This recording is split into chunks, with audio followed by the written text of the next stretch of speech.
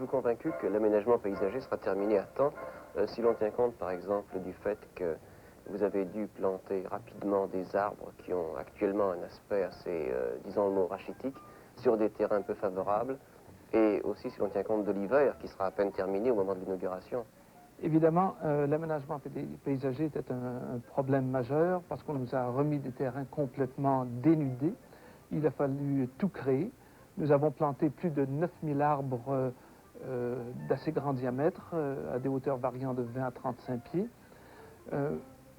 Et ce sera un aménagement paysager créé de toutes pièces. Cependant, je ne sais pas si vous avez eu la chance de voir certains secteurs de l'exposition tels que le parc de l'île Notre-Dame. Je crois que cet aménagement est une réussite complète. Nos consultants, sous la direction de M. Calvert, notre architecte paysager, ont fait des merveilles. Il est certain que plusieurs de ces arbres ont une allure un petit peu maigre. Ils seront remplacés quand il le faudra. Nous avons préféré en planter davantage et les remplacer plutôt que d'attendre au dernier moment et courir le risque de ne pas pouvoir les planter en temps. Et le facteur temps, où en sont les travaux à 6 mois de l'inauguration? Nous sommes généralement très satisfaits du facteur temps et l'exposition s'ouvrira en temps et elle sera complétée le 28 avril 67. Nous suivons. Il y a toujours quelques retards dans divers secteurs pour divers éléments. Mais ces retards nous sont signalés par les méthodes très perfectionnées, n'est-ce pas, que nous adoptons, de calendrier, d'acheminement critique, et nous y remédions immédiatement dès que nous décelons un retard.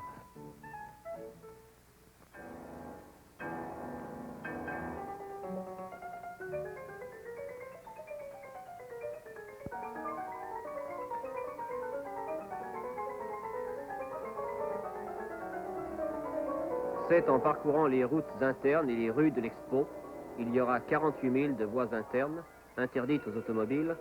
Donc c'est en parcourant l'Expo que l'on peut véritablement se rendre compte de l'état des travaux à chacun des pavillons.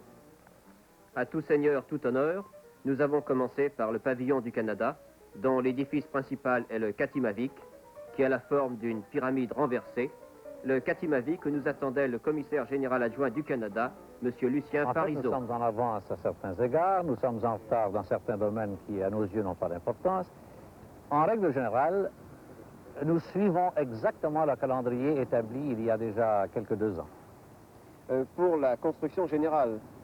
La construction générale, nous en prévoyons la conclusion, c'est la fin, vers le 1er décembre. Donc tout sera prêt pour l'inauguration? Nous le croyons.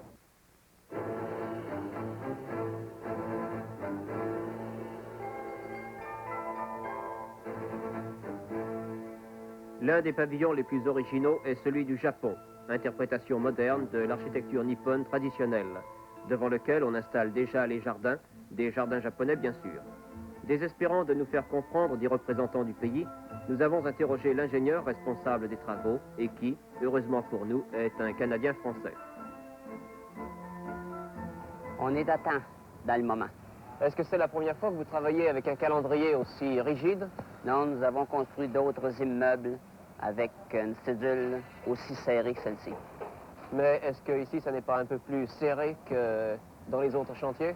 Si vous voulez, on est un petit peu plus nerveux parce que nous n'avons aucun délai.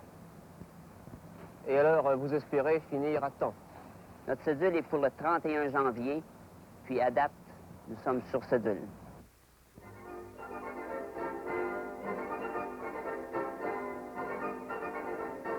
Le plus colossal, sans doute, est le pavillon de l'Union soviétique, dont le thème est « Tout pour l'homme, par l'homme ». À défaut de russe, nous avons trouvé un ingénieur italien parlant français, ce qui illustre bien le caractère cosmopolite de l'Expo.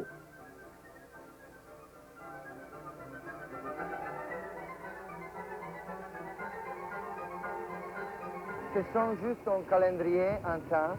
Nous allons fermer les pavillons pour la fin de novembre. Et quand est-ce que le pavillon sera entièrement terminé? Le pavillon sera entièrement terminé dans l'année prochaine, les premiers mois de l'année prochaine. Nous devons faire aussi les expos intérieurs. Est-ce que vous avez déjà construit des édifices semblables ailleurs pour les soviétiques?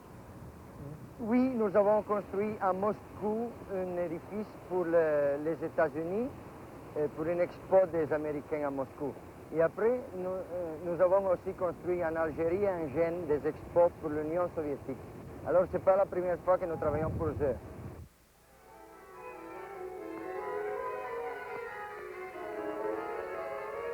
Situé juste en face du pavillon de l'URSS se trouve le pavillon des États-Unis, une immense sphère de 187 pieds de haut illustrant les réalisations américaines. Well, I think it's going to be one of the mighty fine exposition and probably one of the finest ever been held. How is your work going? Are you in time or behind your schedule? We're a little behind schedule right now. We had a foul up with some of our hubs and pieces of equipment, and but I think everything's back on line now. We're working a night shift, which should catch us up rather quickly. And what's your deadline? I didn't understand you? Your deadline? April 1st. We will be finished April 1st.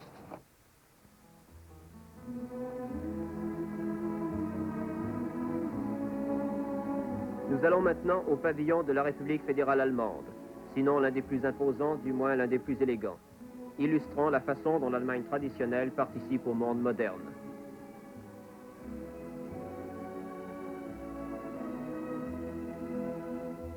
Est-ce que les travaux sont en avance ou en retard?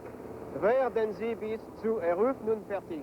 Sehr gut werden wir fertig, ja? Très bien, les travaux Quand est-ce vont que le bon train pavillon et nous allemand sera suivons notre terminé? calendrier. Wann wird der deutsche Pavillon fertig sein? Circa bis Mitte oder Ende Februar. Le pavillon sera terminé en février. Voici le pavillon de la Grande-Bretagne, très élancé, qui ressemble à une proue de navire ou bien à une falaise surplombée d'un phare au bord de la mer, et qui a pour thème le défi de l'évolution.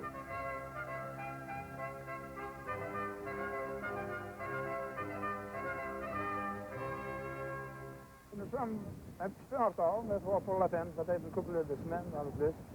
Quand est-ce qu'ils seront terminés les travaux? Vers la fin de novembre, au commencement de décembre. Est-ce que c'est la première fois que vous avez un calendrier aussi serré? Alors, c'en est un qui est a été pas mal serré. On pourrait dire c'en est un des plus serrés qu'on a pogné. All right.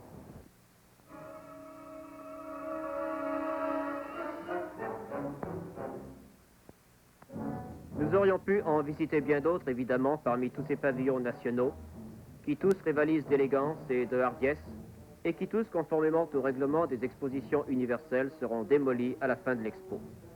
Parmi les installations qui resteront, voici le parc de la Ronde, situé sur l'emplacement de l'ancienne île Ronde, et où l'on trouvera un petit port de plaisance et le centre des manèges avec le gyrotron.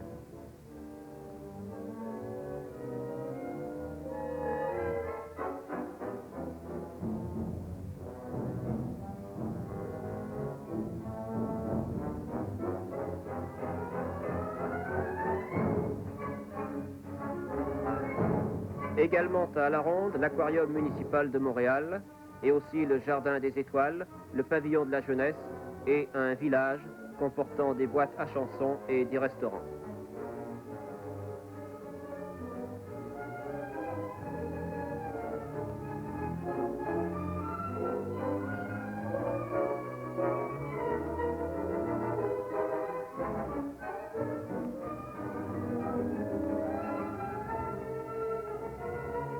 Après l'expo subsistera aussi, tout près de l'entrée, le théâtre où l'on donnera des représentations, notamment 2 festivals internationaux de films.